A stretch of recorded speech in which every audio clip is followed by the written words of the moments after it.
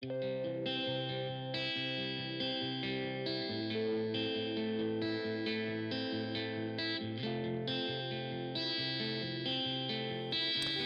is a podcast by WellHouse Church, where we take a closer look and dig a little deeper into this week's sermon. What's going on, man? What's up? What's up, man? Not much. I'm beat. Yeah. If you guys don't know, we record these typically on like weekdays. Weekdays, late at night. We start filming these about 8:30. Yeah, typically. And because it's a weekday, it's typically a work day. Yeah, these podcasting nights are, they're 14, 15, 16-hour days for us. So make sure you share. Reward us for our hard work. We put hard work into this. Yeah. But we do it because we love you guys. Yeah. I will say it's a whole lot easier to get through a long work day when you have a light at the end of the tunnel. Mm. And I get the special privilege of playing golf with our grandfather tomorrow. Yeah, so it's a little bit easier to bear through a hard day. The listeners couldn't see my face. I'm a little bit jealous. Yeah. I got to work on the trailer tomorrow. Clayton's got the stank eye going at me. A little bit. You guys on YouTube saw it. But okay. So we're still in the current series that we're in. Yep. We were talking about the parable, we were talking about the Beatitudes, and now we're talking about some parables. Yeah, parables are interesting because I don't think there's only one interpretation for them. Yeah. I think that's kind of the reason that Jesus talks that way. Now, there is one parable, the parable of the sower, that Jesus actually gives us the interpretation for. Right. So maybe that one you have to say, okay, like there's maybe one interpretation because Jesus kind of gave it to us. But the other ones, Jesus has this dialogue in here with the disciples in chapter 13. It's like, I speak this way so that not everyone understands. Yeah. Now you got to wrestle with that. Is that Jesus actually doesn't want everyone to understand?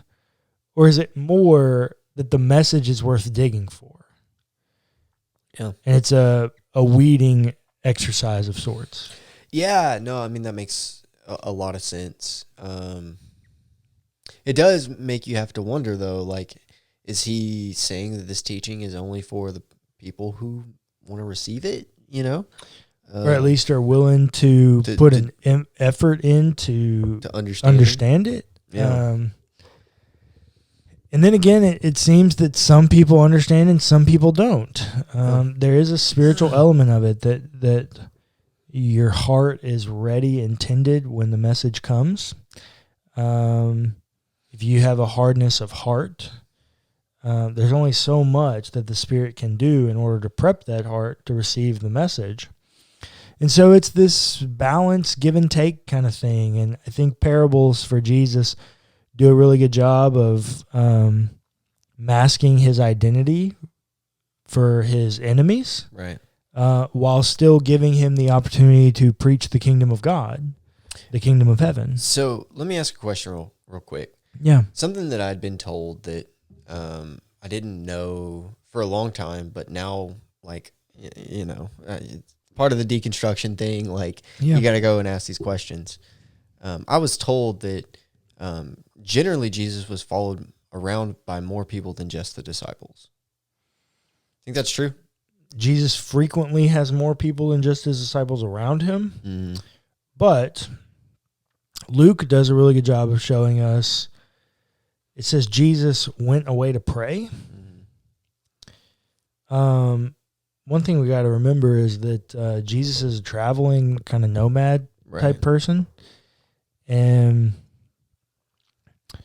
you can kind of only follow a person for so long when you have a real life. Right. So, no, I don't think Jesus always had someone with him. Actually, a lot of the time it seems like he doesn't have anyone with him except the disciples. And even them, at least in Matthew's narrative, he actually sends them out away from him. Right. So, yeah, no, I don't think Jesus always had gangles of people around it. And that's even furthered by the narrative, because it says oftentimes, and a great crowd. Great, not like Jesus had an upstanding citizens in his crowd. Right. But like there's a large number of people here. Like maybe I should talk to them. Yeah, the only reason I asked is because lots of times when he is given these parables, sometimes it's to a crowd, sometimes it's to just specifically said the disciples. That typically would probably mean, from the narrative that I had heard, that there are more people around than just the disciples. Yeah, Jesus is a teacher, so he frequently finds himself with people other than just the disciples, but they go away. Right. And most of the time, Jesus only gives interpretations to his disciples. Right. So he'll tell the parable to everybody, and they'll give the interpretation to just his disciples. So there's got to be at least a significant amount of time where he can be just with them. Think about the Mary and Martha story, right? Mm-hmm. Mary is sitting at the feet of Jesus. Well, and they're at Martha's house. Well, her house can't really take a whole lot of people, right? So at least in the evenings in their lodging, think about the Passover meal, right? They're alone in that upper room. Yeah, I think Jesus had a substantial amount of time where he was just with his disciples. Okay, so maybe then it's not fair to say that. I was thinking that maybe the reason he tried to hide some of the meanings is and just give the interpretations to the disciples is so that the people in the crowd might have to wrestle with it, or they might have to. Well, I think that's true. Okay. Yeah, I think you're right on. I thought you were more asking me about the timing of how often Jesus had massive crowds around him. Well, it was a little bit of both. Okay, yeah. So I do think you're right that he told the parables to the crowds so that they could wrestle with it. But I also equally don't think he always had people around him. That's fair. Okay.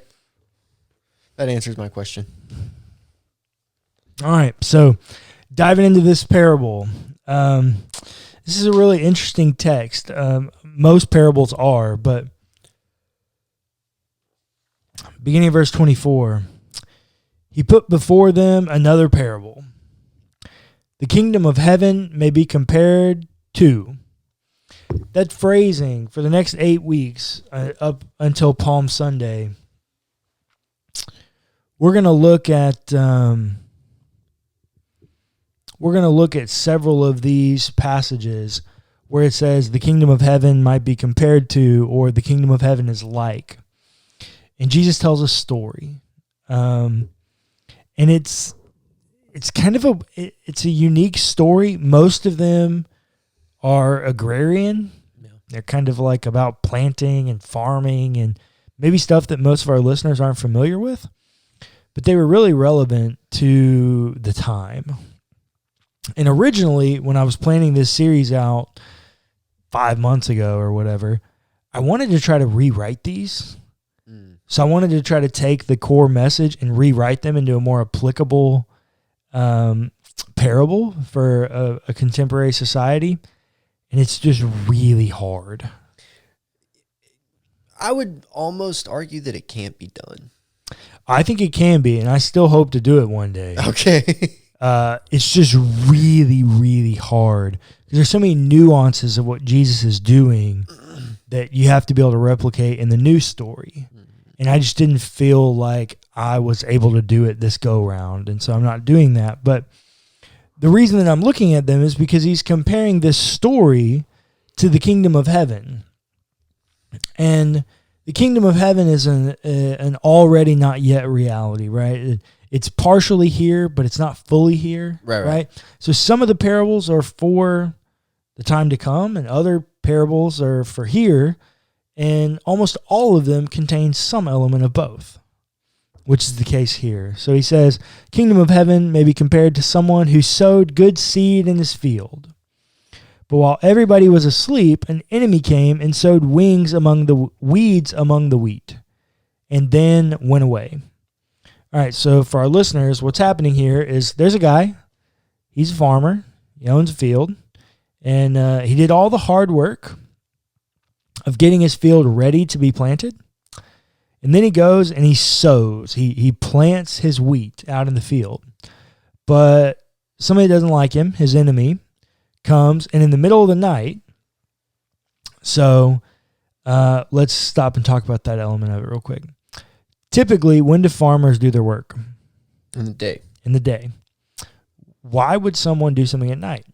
Because they don't want to be seen. And why would someone not want to be seen? Because what you're doing is wrong. Yeah, you're doing something wrong, nefarious, something like that. And we still get elements of this today, but you got to remember there's no security cameras, no lights. The light bulb hadn't been invented. There's no electricity, none of those things. So when it's night, it's dark. It's night. I mean, you can get away with just about anything at night. And so what Jesus is saying here is that there's one person that has integrity. There's one person that's without integrity. There's one person that does things when they can be seen. There's one person that does things when they can't be seen. There's one person that does good. There's one person who does nefarious acts. And while everybody's asleep, an enemy came and sowed weeds among the wheat and then went away. So when the plants came up and bore grain, then the weeds appeared as well. And the slaves of the householder came and said to him, Master, did you not sow good seed in your field? Where then did these weeds come from? He answered, An enemy has done this. The slave said to him, Then do you want us to go and gather them?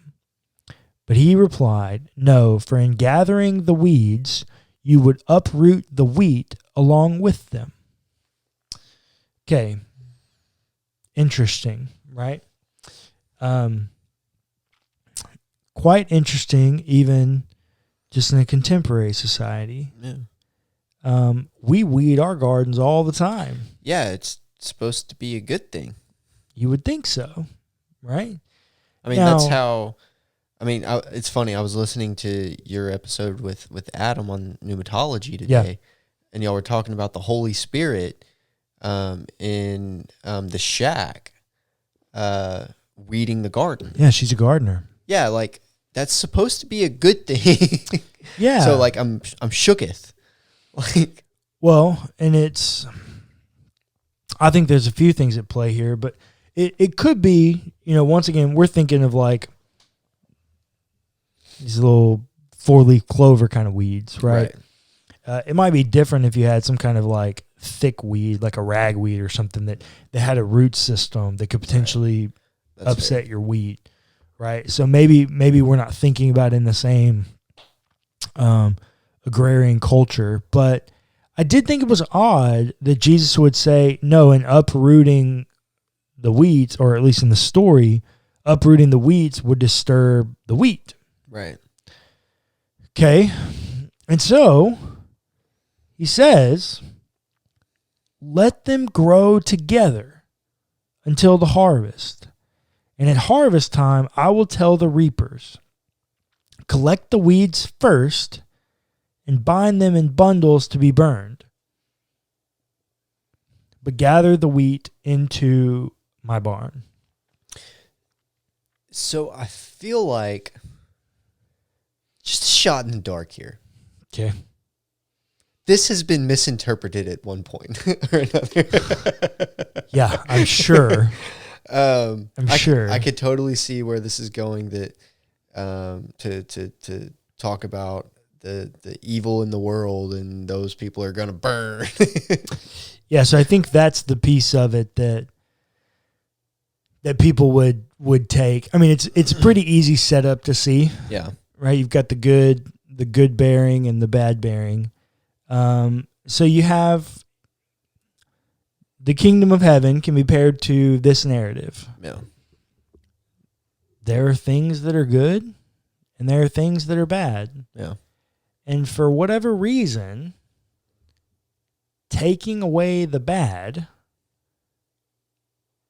at least in Jesus' mind, would upset the good. It really does pose the philosophical question, if everything is good, is anything good?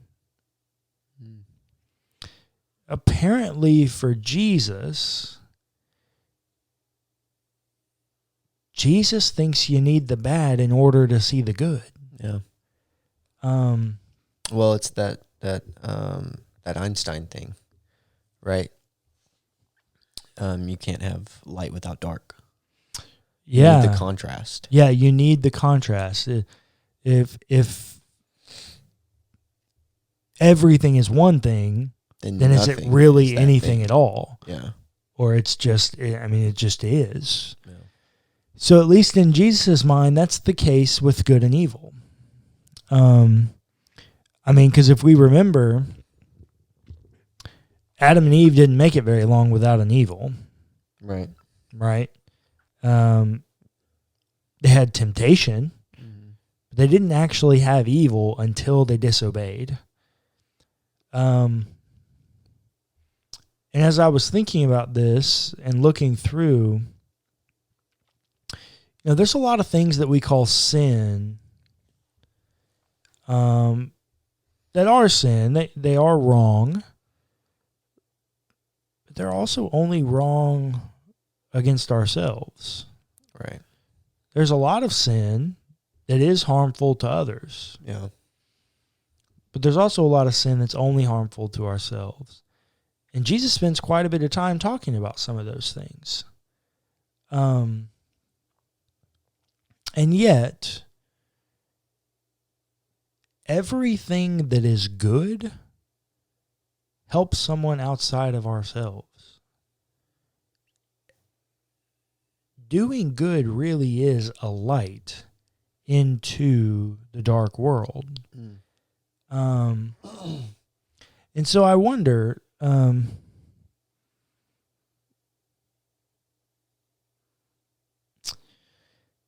I do wonder in this text if leaving them together, I don't know, if you know a little bit more about botany, isn't that what it's called? Let me know in the comments. But weeds don't choke out everything good. Not always. Lots of times the good can overcome the weeds. And the man, at least in this parable, the master, the farmer, he has no fear that the weeds will overtake the wheat. Now, for whatever reason, his fear is that uprooting the weeds, taking them out, will upset the wheat. And so it begs the question,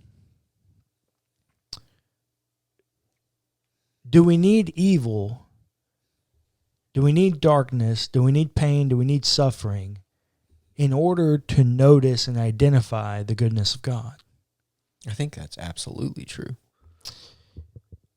I think as Christians, the thing that I can tell here, obviously the easiest conclusion to draw at the end is that there's going to be a separating. Yeah. There's going to come a time where the weeds, those who were without integrity, who were sown by the evil one, the enemy, all those types of things, those people, those situations, they're going to come to a place of reckoning. Yeah. And do I think they're actually going to be burned? Heck if I know, man. There's so much imagery in that lake of fire, all that kind of stuff. Who knows? Yeah. I don't know about that. What I do know is that there's going to be a hurting, and some people are going to be herded into a place without integrity, without goodness. And other people are going to be herded into a category with integrity, with goodness. And so that's the end kind of narrative. But the bigger thing that I see here is that we have good and we have bad. Yeah. A plant doesn't get to choose what seed it came from. Yeah. But we do. Yes and no. So I see where you're going.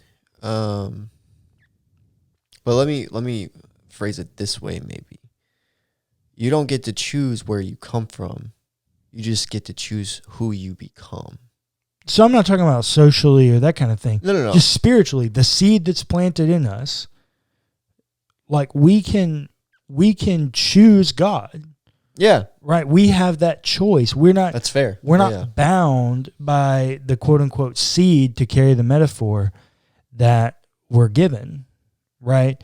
No, I guess that's fair. Yeah. And so with that, as people of God, as wheat, I think this parable speaks to two things. We can't be afraid to coexist with the weeds. Yeah. We can't separate the weeds out into their own field. Yep. They exist within us. Our weeds exist with us, alongside us, touching us. And it's not our job to pluck them out. It's not our job to get rid of them. It's our job to coexist with them. And in coexisting with them, the Master has told us that I don't fear that the weeds are going to overtake the wheat. The wheat's going to stand strong. The wheat's going to grow. It's going to be good. And there's going to be a harvest. So I think the first piece is we can't be afraid to coexist with the weeds. The second of all, we have to be the good for the weeds. We have to be good in spite of the weeds.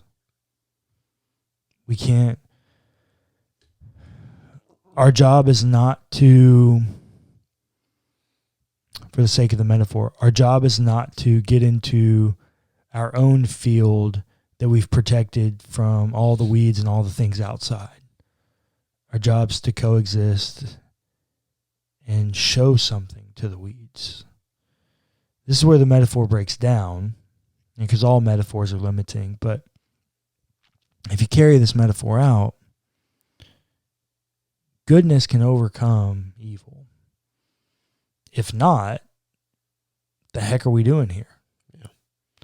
So in the same way, what I get out of this, in the way that I want our people to read this parable, is that our job is to be who God has instilled in us as people of love and hospitality that are comfortable coexisting with the weeds. And notice the weeds and the wheat are different, but the weeds and the wheat don't inherently know that they're different.